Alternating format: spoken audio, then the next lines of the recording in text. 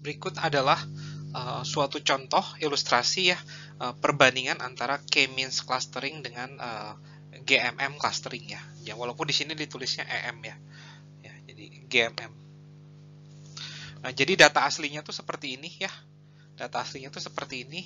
Jadi data aslinya tuh mempunyai bahkan 4 label ya. Jadi ada 4 label, label warna kuning, label warna merah, label warna biru, dan label warna yang ada di sekitarnya ya, yang ini nih. Jadi ada 4 label. Nah, namun kita menganggap data-data ini tuh adalah data-data tanpa label dan berharap metode clustering kita itu bisa berhasil mengidentifikasi label-label tersebut ya. Jadi di sini di K-means ya kurang lebih cukup baik hasil clusteringnya ya, karena sudah hampir bisa menggambarkan ketiga label yang paling besar ya. Jadi label kuning kita abaikan.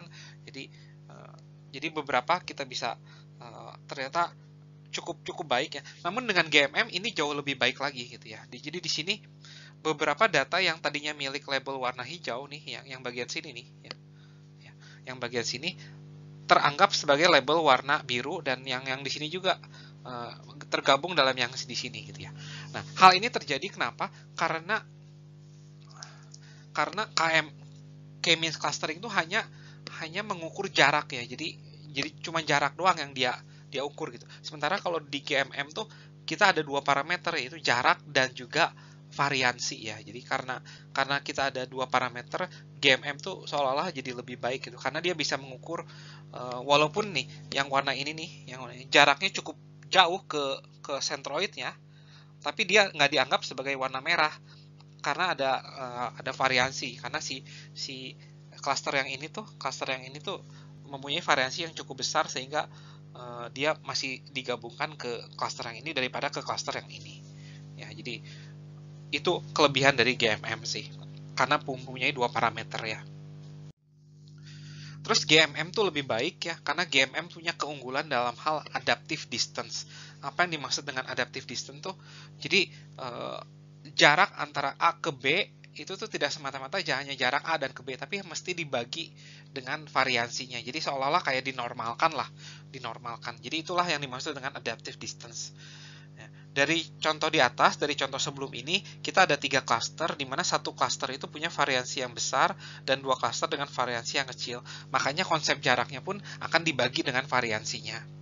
Nah, sedikit ilustrasi. Jadi misalkan kita ada data baru nih, xn plus 1. Nah, bagaimana kita menentukan si xn plus 1 itu ada di cluster 1 atau enggak gitu ya. Nah, jadi kalau K-means, ya kita cukup mengukur jaraknya aja gitu. Jarak xn plus 1 ke mu1 itu tuh paling kecil dibandingkan jarak xn1 ke mu2 ataupun ke mu3 ya. Nah, namun kalau dengan GMM yang kita ukur tuh bukan jarak tapi peluang ya. Karena kita tahu ya, xn plus 1 given mu1 sigma 1 itu adalah berdistribusi Gaussian.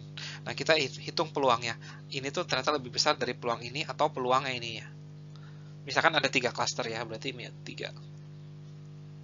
Nah, inilah yang terjadi ya. Yang kita hitung tuh bukan jarak tapi peluang, dan dimana konsep peluang ini tuh sudah secara distance sudah adaptif, jadi sudah menghandle struktur data yang spesial ya. Jadi salah satu kelemahan dari K-means kan tidak bisa menghandle struktur data yang spesial. Nah, selanjutnya saya ingin sedikit menjelaskan tentang aplikasi dari clustering ya, yaitu untuk anomaly detection ya. Jadi untuk anomaly detection ini tuh ketika kita mengasumsikan bahwa kita cuma punya satu cluster ya, berarti K-nya itu satu, berarti kita cuma punya satu label gitu ya. Jadi misalkan kita punya data-data seperti ini gitu ya, dan data-data seperti ini tuh kita bisa coba anggap data-data tersebut tuh punya dua features, berarti setiap data itu ada hidup di R2 ya gitu ya. Nah, ini data-data ini X1 nya, X2 nya misalkan. Data-datanya seperti ini ya. Nah, tujuan kita itu ingin mengestimasi fungsi densitas dari data-data tersebut ya. Jadi tujuan kita itu ingin menghitung join PDF dari X1 dan X2 ya. Nah, jadi jika ada data baru ya, misalkan ada data baru di sini ya. Nah, kita bisa menghitung dari data baru ini tuh peluangnya ya. Jadi kalau peluangnya itu cukup kecil, berarti kita bisa menganggap data tersebut adalah data anomali ya. Jadi kita bisa oh data ini adalah data anomali, sehingga kita anggap itu bukan bagian dari data ini ya. Jadi bagaimana menghitung fungsi densitasnya, yaitu dengan menggunakan Gaussian mixing model yang baru saja saya jelaskan sebelumnya ya. Jadi kita cukup mencari nilai dari mu dan sigma ya terhadap data-data ini nih ya. Jadi kan kalau dia Gaussian kan berarti dia punya sebuah level set ya. Jadi level set yang paling kecil itu yang paling tinggi level setnya gitu. Dan kalau yang kuning itu ada di level set yang di luar, artinya kan nilai dia tuh cukup kecil, peluang probability likelihood-nya itu cukup kecil untuk bisa hidup di menjadi bagian dari data-data ini ya. Tapi kalau yang kuning data barunya itu cukup dekat dengan center, biasanya dia akan berarti peluang data tersebut terjadi itu cukup besar ya. Jadi ini adalah ilustrasi dari atau contoh kasus dari clustering dengan K-nya itu 1, yaitu khususnya di bagian di bidang anomaly detection.